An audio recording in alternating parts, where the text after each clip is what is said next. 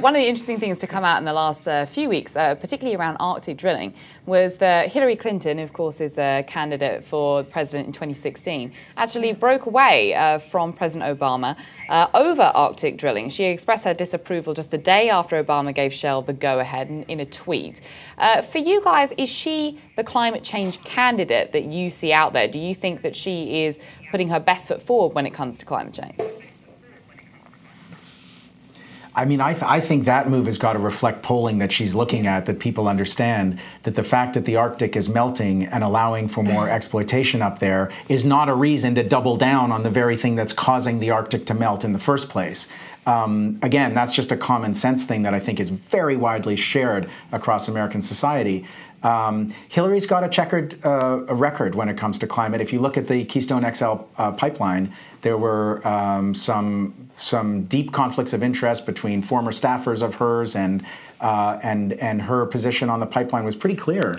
Yeah, I think if we look at Hillary's track record as Secretary of State, as opposed to what she's saying on the campaign trail, you know, Obama was really good on the campaign trail in 2008, and then we know what he did in his first term, which was very little.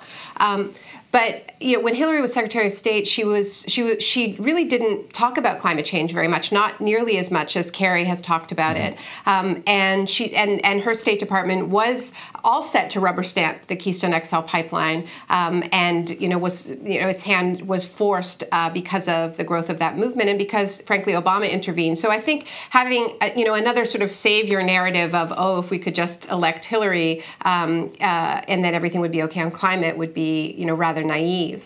Do you have faith in her, if she does actually become president, to make the necessary steps to address this issue in a way that you guys, the people you've spoke to for the film, would wish for?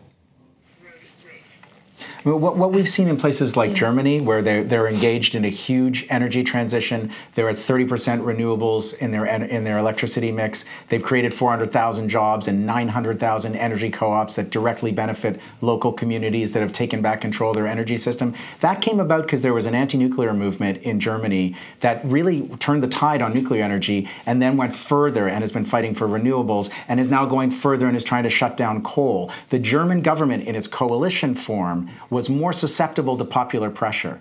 I think for me, it's less a question of what a candidate believes, because whoever the president is confronts usually at least a half-hostile Congress. The question is, how susceptible are leaders to popular pressure? And that puts the onus back on us to keep organizing, to keep pressuring the politicians, to keep building public support for sensible policies so that the politicians see it in their interest to do the right thing, rather than just hoping we get the person with the right values. That just hasn't turned out very well.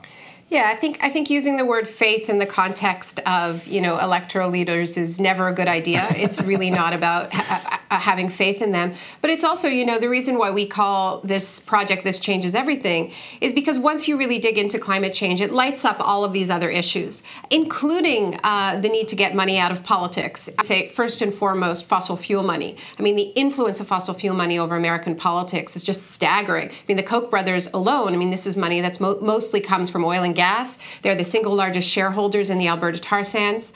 And so Hillary is by no means immune. There's a huge fossil fuel divestment movement growing around the world, very strong in the United States, on university campuses, in faith organizations. And I think more and more the divestment movement is shifting its attention to the political class and is going to put more pressure on candidates and needs to, frankly, to ask that they divest from fossil fuels, that they pledge not to take money from the companies that have a business model to dig up 5 times more carbon than is compatible with the temperature target that Hillary herself negotiated when she was in Copenhagen in 2009.